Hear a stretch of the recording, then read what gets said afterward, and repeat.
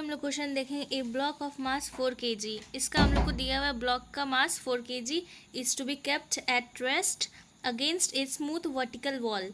तो ये smooth vertical wall है, इसके अगेंस्ट रेस्ट पे है। इसका मतलब है कि उसका हॉरिजॉन्टल और जो वर्टिकल नेट फोर्स है वो ज़ीरो होना चाहिए, ठीक है। बाय अप्लाइंग फोर्स एफ, यहाँ पे फोर्स एफ से उसको वहाँ पर रेस्ट पे रखा गया है।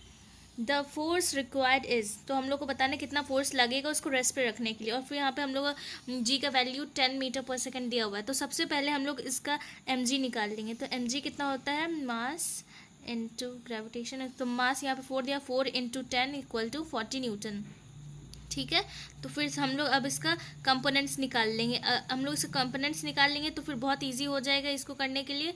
तो यहाँ पे ये अलोंग है, अलोंग द एंगल है, तो फिर यहाँ पे हो जाएगा एफ कॉस 45 डिग्री और फिर यहाँ पे हो जाएगा एफ साइन 45 डिग्री। ओके, तो सबसे पहले अब हम लोग क्या करेंगे, तो फिर अगर इसको रेस्ट पे रहना है तो फिर हॉरिजॉन्टल, ये हॉरिजॉन्टल है तो हॉरिजॉन्टल से जितना लगेगा वो बराबर होना चाहिए नॉर्मल के। तो फिर यहाँ पे हम लोग लिखेंगे F cos 45 equal to M G, ये नॉर्मल भी लिख सकते हैं। तो फिर एफ कॉस 45, एफ कितना है, एफ हम लोग को निकालना है कॉस 45 का डिग्री कितना होता है, कॉस 45।